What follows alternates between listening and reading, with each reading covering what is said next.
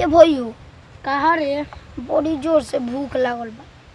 चले कर ना बुबुल काका लगे 4-4 गो रसगुल्ला भमोड़ देवल जा। सुने नी कि बहुत फेमस है उनकर दुकान। कोनो उपाय कर ना पैसा वैसा के। ओरो कोनो उपाय करतनी। पैसा तो रोड पर छिटाइल बा, खाली बिटोरे के तरीका चाहिए। कहाँ वहाँ? अच्छा रोक, आइडिया दिमाग में करतनी। रुक, तोरा के आंधर बनावत तनी। ना हमारा ना बने। हमार लोग पर लोग देखे के बा। लोग देख, साचो खाली ना झूठो खाली पैसा कमाई के आइडिया हो। कौन तापन से चल भइयो चल।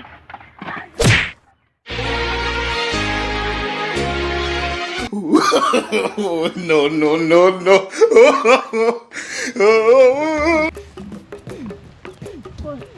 इधर दो भैया ये का लेते तेरे भैया जानवर बने के बा। ओहो पैसा कमाई के बा। देख बताओ तो कोनो साइकिल लाई नहीं होने से तो ठक से ना लड़ दीजिए, वो पैसा ठक देना फिर। चल अब रेडी हो जा अपने काम को। चल no.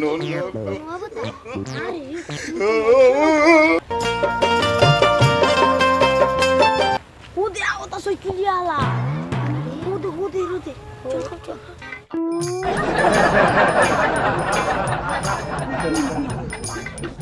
ए भई वाइल किनारे आओ तो अभी हो दे बा। no.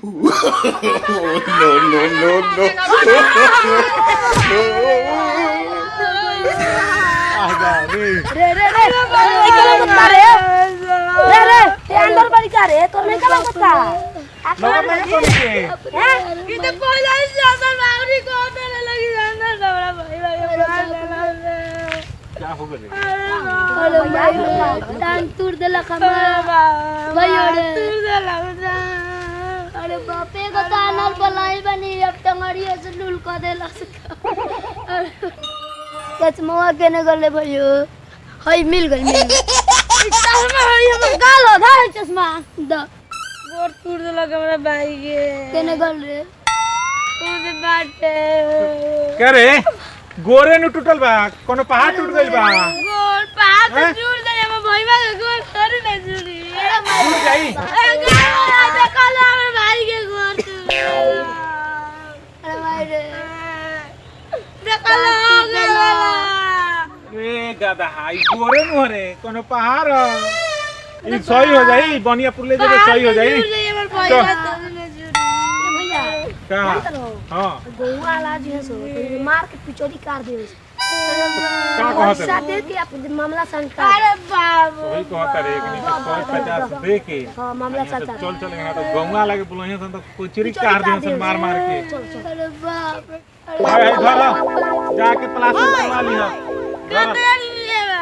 काहे के रोल पर इधर अरे बाप टांग तोड़ और देला। 500 से कुछ ना चलिए कर अरे बाप 1000 इधर तो 1000 मांगत रहन। ना हमार पैर भी बात कर दिहन छ ना 500 से खाली पिसा में लियन छ ना जा हम को दिन तो ले लिहन छ बाबा ये 1000 जान दे अरे बाप रे जान दे छोटका जान बा जहान बा एकरा के पैसा दो हम निकल चले के अइला 1000 हो गइल जाके अपन करवा लिया लोग इलाज जाता नहीं सन। चलो भैया चलो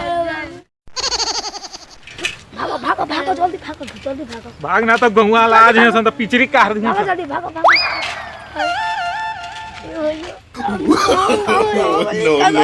no.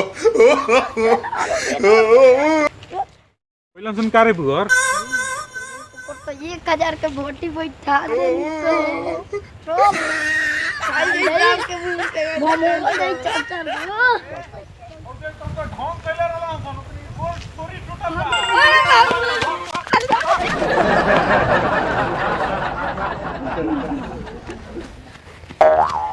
मान ले भैया मान ले कि अगर धर लेतन सो मार के हमने की गतर छटका देतन सो तो का करती मान ले हाँ 200 के तो दवाई सुई करा ले हाँ 800 तो बची हाँ चले का बहुत नहीं खेलू ना रे नमस्कार भैया लोग। हमनी के नया चैनल कबूतर एक्सप्रेस ये हमनी के ना ई राउर चैनल है। अगर अभी तक रहुआ लोग सब्सक्राइब नहीं कैले तो जो रेड बटन बा ऊपर सब्सक्राइब लिखल बा ऊपर क्लिक करी और बेल आइकन जो घंटा के निशान बा ऊपर क्लिक करी रहुआ लगे पहले नोटिफिकेशन आ जाई और हमनी के भरपूर कॉमेडी से भरल वीडियो रहुआ लोग के सबसे पहले देखे के मिली और रहुआ लोग के प्यार दुलार रही तो एक से एक आल कॉमेडी रहुआ लोग के सामने हमनी के पेश करम सन और आपन आशीर्वाद देके रहुआ लोग बताएं कि हाँ रहुआ हमनी के कॉमेडी कैसन गए।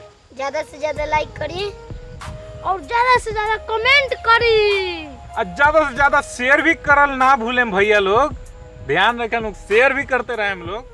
छोटा बम बड़ा धमाका।